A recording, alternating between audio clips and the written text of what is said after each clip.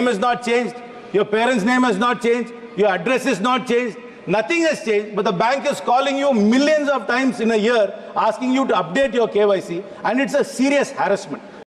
Banking संशोधन bill पर कार्तिक चिदम्बरम ने उठाई आवाज। नमस्कार दोस्तों, आप सभी जानते हैं संसद सत्र में बैंकिंग संशोधन बिल लाया गया जिसमें कि सरकार और विपक्ष दोनों में ही चर्चा हुई और इस चर्चा के बाद कार्तिक चिदम्बरम ने बहुत बड़ा मुद्दा उठाते हुए बैंकिंग संशोधन बिल में आवाज उठाई है कि सिबिल एक ऐसा काम कर रही है जिससे कि ग्राहकों को बहुत समस्या का सामना करना पड़ रहा है।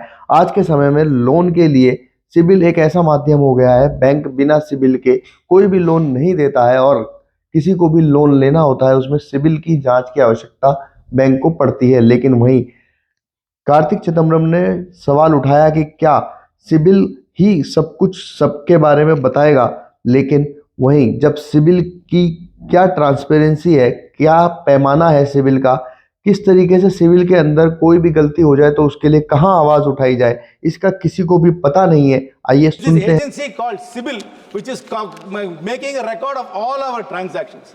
If you want to take a car loan, if the finance minister of this country wants to take a house loan, everything depends on the CIBIL score. But nobody knows how this CIBIL organization works. It's actually a private company. It's a company called TransUnion.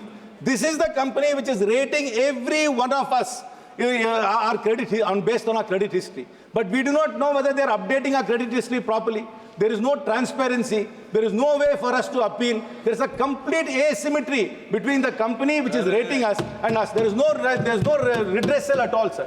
Every time we go tell a bank, I have paid my loan on time, but they will say, no, your CIBIL score is bad. When we say we do not know how to approach CIBIL, it's fair. For farmers, while they get a subsidy from the government, when they use the subsidy to repay the loan, CIBIL does not update it. If you go for a settlement with an ARC, CIBIL does not update it. So there must be greater transparency. The government has missed out an opportunity to make life easier by reforming these things instead of just tinkering in the margins. 2017 में CIBIL में 92.1% share TransUnion ने ले लिया था, जिसके बाद TransUnion CIBIL का पूरा काम देख रहा है। हम आपको बता दें कि सन 2000 में सिद्दीकी कमेटी की सिफारिशों के बाद सिबिल की शुरुआत हुई थी। उसके बाद 2017 में 92.1% शेयर लेने के बाद अब सिबिल की हर किसी को रिक्वायरमेंट होती है, चाहे वो बैंक के अंदर होम लोन ले, ऑटो लोन ले, पर्सनल लोन ले, एजुकेशन लोन ले, हर किसी लोन के अंदर सिबिल की रिक्वायरमेंट होती है।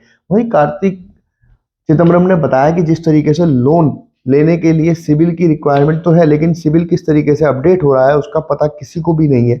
इसके लिए आरबीआई ने भी आने वाले समय में 6 नियमों को आने वाले समय में लागू करने के लिए फैसला लिया है, जो कि अगले साल से ये लागू हो भी जाएंगे। हम आपको बता दें कि कंज्यूमर फ्रेंडली बनाने के लिए सिबिल को आरबीआई ने 15 दिन के अंदर अपडेट करने के लिए एक फैसला दिया है कि किसी का भी सिबिल स्कोर 15 दिन के अंदर अपडेट हो जाना चाहिए। दूसरा, check consumer receivable notification, consumer को नोटिफिकेशन जाएगा अगर उसका सिबिल कोई निकालता है तो कंज्यूमर को पता होगा कि उसका सिबिल किसी ने निकाला है। तीसरा नियम, लोन जब भी कोई बैंक किसी का रिजेक्ट करेगा तो उसमें सिबिल को या फिर बैंक को बताना होगा कि किस वजह से उसका लोन रिजेक्ट हुआ है। चौथा नियम, पहले पेमेंट करके ही सिबिल को जाना जा सकता था, लेकिन अब आरबीआई की गाइडलाइन के बाद साल में एक बार सिबिल फ्री में भी जाना जा सकता है। डिफॉल्ट करने पर कंज्यूमर को पहले बताना होगा।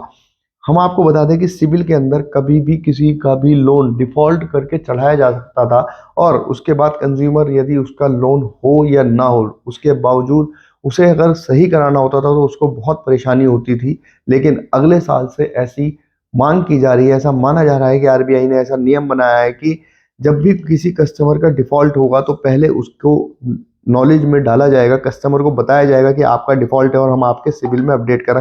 अगर ऐसा भी होता है तो निश्चित ही आने वाले समय में कंज्यूमर को इससे बहुत अधिक लाभ होगा, क्योंकि आज के समय में किसी का भी सिबिल यदि गलत अपडेट हो जाए तो उसे बहुत परेशानी होती है।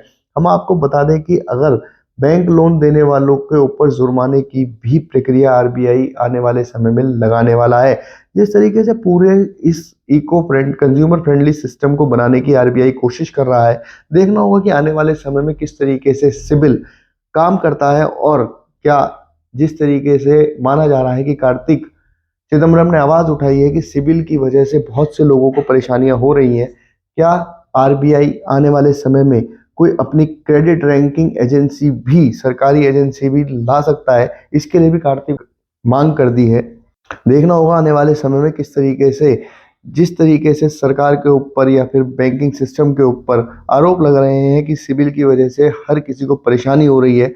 देखना होगा सरकार आने वाले समय में किस तरीके से इन सब बातों को ध्यान में रखते हुए कोई ऐसा नियम लाए जिससे कि कंज्यूमर को कोई दिक्कत ना हो। अगर ये जानकारी आपको अच्छी लगी तो हमारे चैनल को सब्सक्राइब करें, वीडियो को ज़्यादा से ज़्यादा शेयर करें और ऐसी खबरों के लिए हमारे साथ जुड़ें।